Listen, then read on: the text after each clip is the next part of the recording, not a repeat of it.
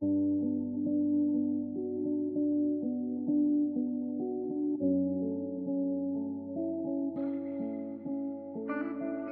my loves, it's me, Keisha, and I'm here with this week's All Tea, All Shade Growing Up Hip Hop Season 7, Episode 4 review.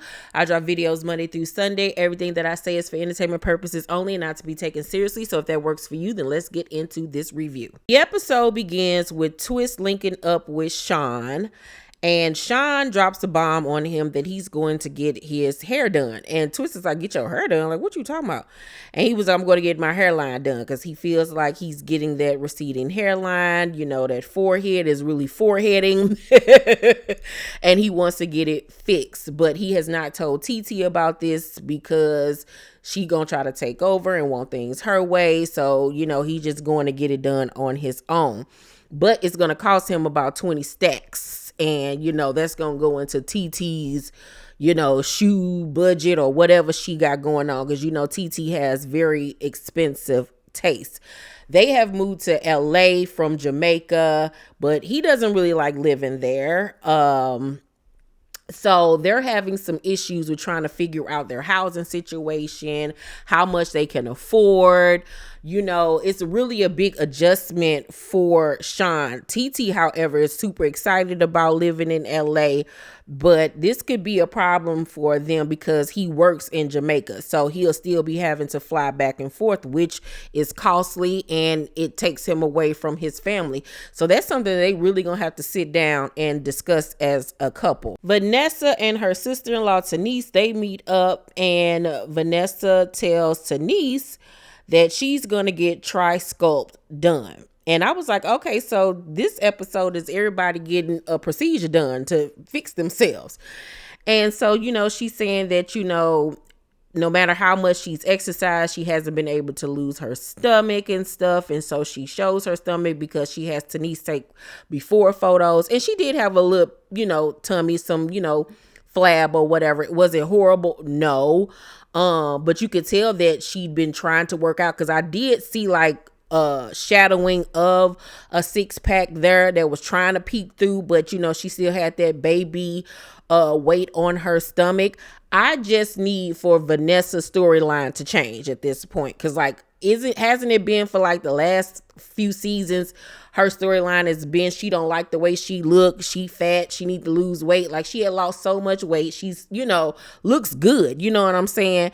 I just want her to have a new storyline, you know what I'm saying? Something outside of this whole I'm fat story. And if it's not the I'm fat story, it's Angela, you know, treat me like SHIT, you know what I'm saying, and blocks me out of her life and doesn't tell me things. Like, we have still never seen her baby daddy, you know, what's going on with their relationship.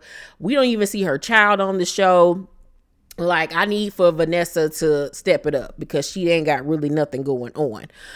And then with the whole Sonabella Triscope thing, you know, I've heard mixed reviews on it. Some people say it worked for them. Some people say it doesn't because it's different than regular liposuction.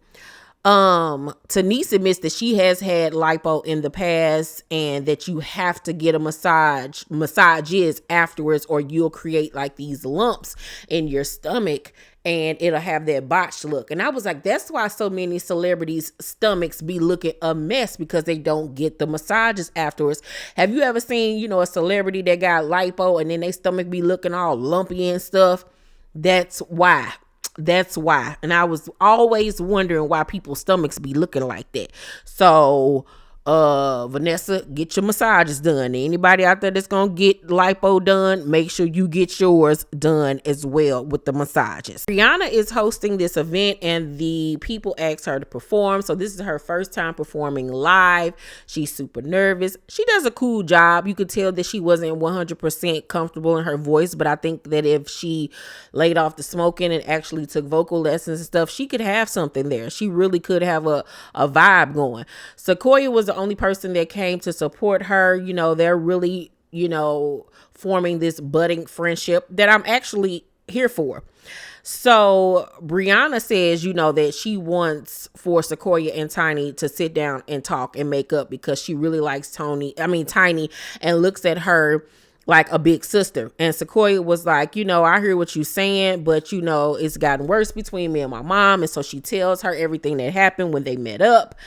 And Briana was like, I think you just need to let your mama breathe. You know what I'm saying? Because at the end of the day, I understand you feel some type of way and you have a right to feel the way that you feel. But your mama is grown and her cootie cat is her business and not yours. And just let her do what she want to do. So Sakoya was like, I hear you, but I don't. And I was like, well, that's real. That's honest. Can't hate on that.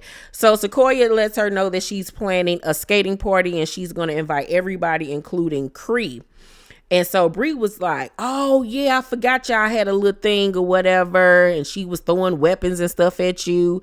And Sakoya was like, I'm just trying to be a big girl, trying to just move past that. And Briana was like, she is a big girl, all right. Talking about Cree. And I couldn't do nothing but laugh because that was funny. But one thing I do want to say is that Sakoya be dressing. One thing you won't say about Sakoya is that she don't be on her fly. Every outfit be slaying. She be looking so cute, hair, makeup, outfit, all of that. And I really like that outfit that she had on at Briana's event. And I do like the fact that this season she's come back a lot humbler.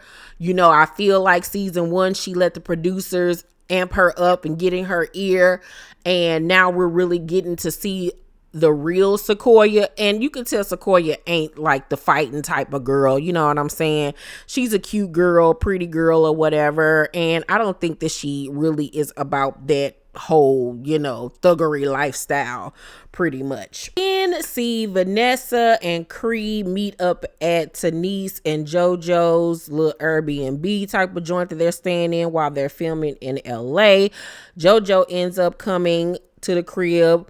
They all sit down and have a conversation, and they fill him in on the beef between Cree and Briana, and she shows them the video footage from Briana's live where she was shading Cree and just being funny. So JoJo was like, look, I understand, you about that life. You ain't no punk, but this is what Briana does. This is the game that she plays. Like, at the end of the day, you're going to lose. Like, I wouldn't even bother with it. That is just how she is. But, Cree is not going to back down from anything.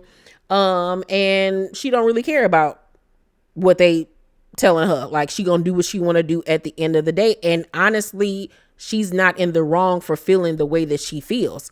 That's just the God's honest truth. We then see Layzie go to visit his boo thing, Tiny. And I like them together. I think that they're really cute. I think that they're really sweet. I just want for Tiny to let go of them prison braids. I want to see her with a different hairstyle because she's a really cute woman. And she seems like she's a woman of substance. You know what I'm saying? But I like them together as a couple. I really honestly do. He brings her flowers to help cheer her up, and she tells him what happened between her and Sakoya and how she didn't like the way Sakoya was coming at her and how it really hurt her feelings. And Layzie was like, is she mad that we together, or is she mad that we didn't tell her? Because I told you we needed to tell her. And she kind of looking at him like, nigga, didn't nobody ask you that. She was like, I think it's kind of both. And, he says that he's happy with her. He's genuinely happy, and that he don't want to come in between a mother and daughter situation. He really honestly doesn't. And she says to him that she's happy that they don't have to sneak around no more. She feels freer. And, she loves him. And his little face when she said she loved him, his little face just brightened up. I think that he genuinely cares for her and loves her and wants to be with her. And like he kept on stressing, yeah, he was a player back in the day, but he a grown man now. He on some, different type of time or whatever. And he's not trying to hurt her. And he really wants to be with her. Now, he just had a 4-year-old not here, very long ago, but he's still out here pumping out kids. But Layzie is a cute guy. He really honestly is. I never looked at him like that growing up. I always like Busy Bone. But he's a nice looking guy. He's really aging really well. He still look young. He doesn't look like he's a 40-something-year-old man. Like, he looks really, really good.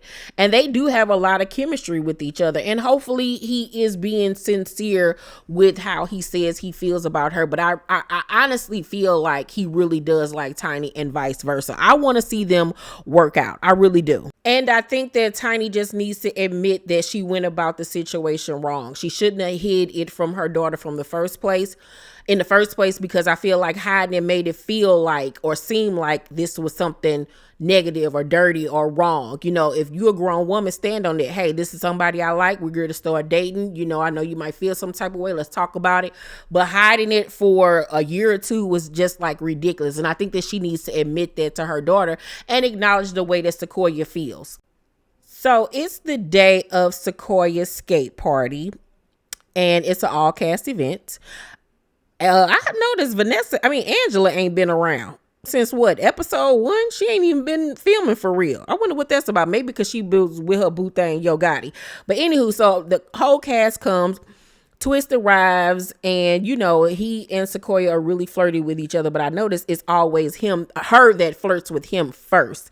You're like, she own it, honey. She makes it known that she want to be tied up like a pretzel when it comes to him. So Twist was like in his confessional, you know, she want me and I kind of want her, but it's like a weekend want, not a week long want. You know, he still hung up on his little boo thing, Maya or whatever. Like, he want to take Sakoya down, but he don't want to be in a relationship. And then she like coming across a little bit too thirsty. Like, it's cute to flirt, but like, you letting it known like you hot and ready, like a little Caesar pizza. Like, there's no imagination there. There's no chase there. Like, you've already put it out there that if you want it, you can come get it. And there ain't nothing wrong with that. But for a dude like him, he like the chase, you know what I'm saying? And you ain't gave him no reason to chase. And then for her to sit up here and say that she don't want her mama dating no rapper because she know how rappers are, but you sitting up here lusting and going after a rapper yourself. But maybe it's a situation with her where it is just a physical thing. She just want to take him down. She don't want to be in a relationship with him. It could be that. But, you know, it is kind of hypocritical at the end of the day. So Cree arrives serving body. Now, say what you want about Cree. Cree got a bad shape, honey. She got a bad body. The body was bodying, honey. Okay. So she arrives. She speaks to everybody. You know, her and Sakoya are trying to, you know, mend fences and start anew. And so Briana steps over to where they are because her skate's over there. And she was like, excuse me, love, excuse me, you know, to Cree. She wasn't being rude. She wasn't being disrespectful. And so everybody was like, see, Cree, she trying. And, you know, Cree was like, okay, girl. Like, all right, whatever. So Sakoya ends up talking to them about the situation with her mom. And Cree's asking a bunch of questions or whatever. And, you know, Sakoya breaks down, you know, the fact that she don't like that her mom is dating Layzie and, you know, she's still married to her dad and all of this stuff. Like, you know, it's just a lot. So Cree was like, you know, I'm going to be real with you. Our parents are in the public eye, so I understand where you're coming from. I understand the way that you move and all of that stuff. She was like, I remember when your parents were on couples therapy, so I know it's been hard. Your dad is dealing with substance abuse. Like, you can't be upset with your mom. You have to understand what she was going through. As the child in the situation, we have to sit back and say, okay, I know this is my dad and I love him, but this is who he was when he was with her, and I wouldn't want to be loved that way. Now, I have to say, everything that Cree said was on point, 100% on point. She gave great advice. It just came from the wrong person because she and Sakoya are not in the place for you to even be giving her advice about her family situation. Like, y'all was literally trying to take each other's heads off last season. Like, y'all not even there yet. You know, y'all still on some just being able to be in the same room and speak to each other type of time. I don't think that she should have even tried to give any type of advice to Sakoya, because it comes across preachy. It's coming across like, girl, you doing too much, and who are you, and why are you even asking me questions about my family, da da da da da da. It's just certain situations you have to learn how to just play the background and just say, I feel sorry for her, but that's her life, I'm gonna keep it moving. Now granted, we are on a reality show and it's my place to give my opinion because that's what we're here for. So this is a totally different setting and she has to do her job. So you have to take that into consideration as well. But I 100% agreed with what Cree was saying, because I don't think that Sakoya is looking at it from those lenses that, you know, yeah, that's your daddy, you love him, but you ain't been in a relationship with your daddy. Your mama was, you know what I'm saying? She had to go through the alcoholism, the drug abuse, and all of this type of stuff, the cheating, whatever. So no woman does want to be loved and treated like that. And your mom does deserve to be happy. And I said that in last week's video. Tiny deserves to be happy. It's just the way that she went about doing it. And I think that Sakoya needs to respect that. And Tiny needs to acknowledge that she went about the situation wrong. So Sakoya in her confessional was like, you know, Cree saw my parents on TV, but I don't think our dads are relatable at all. I think in certain aspects there are similarities between JoJo and Luke. I think about the biggest one would probably be maybe cheating. You know, I've never known for Luke to be an addict or anything like that. And even though JoJo isn't Sakoya's biological father, it seems like he was always there for her and that she has a relationship with him versus, you know, Cree not really having a relationship growing up with Luke. But regardless of whether or not their fathers are relatable, I just don't think that she was willing to take any type of advice from Cree, because there's still, you know, underlying feelings there that aren't good. You know what I'm saying? So Twist then really pushes for Cree and Bree to talk because he likes both of them. He loves both of them and he don't want them to beef. So he gets them both to sit down and have a conversation. Both of them look like they wanted to be anywhere but there. And Briana in her confessional gonna say, Twist trying to mend fences. That bitch is big. We can mend the fence, but she gonna knock it down with her breath when she breathes. That was funny. It really honestly was. And you got to laugh at the jokes because, you know, Briana ain't never been like the type to be like she can't beat somebody up. But when it come to Cree, she like, child, I don't know about that one. This like David and Goliath. She gonna whoop my ass. That's how she's approaching the situation. And it's funny. So they sit down and have a one-on-one conversation. And Briana was like, you know, I heard it's a problem. Why? And I'm like, girl, what you mean you heard it's a problem? Why? All of this stemmed from you. You started all of this. And I know that the general audience does not really care for Cree. But in this situation, you guys, whether you like her or not, the facts are the facts. And based off what we have seen and what we know, Briana started all of this. Cree did not start with her. Briana started with her by even being funny and shading her on her IG live. Then when she saw her in person, Cree spoke to her. She tuned up her face and turned away. Then when she tried to be nice and compliment her, she was like, you didn't speak to me when you came in, when she clearly spoke to her. Like, Briana started with her and was messing with her. And I feel like she came into the season on some I'm on F with Cree as a storyline. I really honestly do. So you can't say that Cree is the problem in this situation because she's not. Briana started with her and it was petty and it was silly. So Cree was like, you know, I thought maybe I'd offended you or something with the comments you were making on your live. And Briana was like, you know, anybody can get it. Jesus can get it. I joke, I play, I kid. That's what I do. Okay, that's what you do, but you don't do it when it comes to me. We don't know each other like that for you to be making shady comments towards me, because I'll take it some type of way. I don't know when you playing and when you not being playing, you know, when you're not playing. So you just can't sit up there and say, this is just what I do and I'm just supposed to live with it. Girl, who are you talking to? No, that's not how life works. So At the end of the conversation, they end up coming to, I guess, a peaceful resolution. But based off next week's episode, it looks like they're going to go right back to square one. And at the end of the episode, Sakoya is talking to Twist about the situation with her mom and Layzie.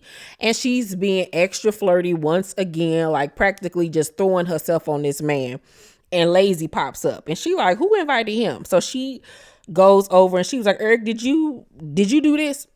So Eric was like, y'all just need to talk, and him and Twist peace out.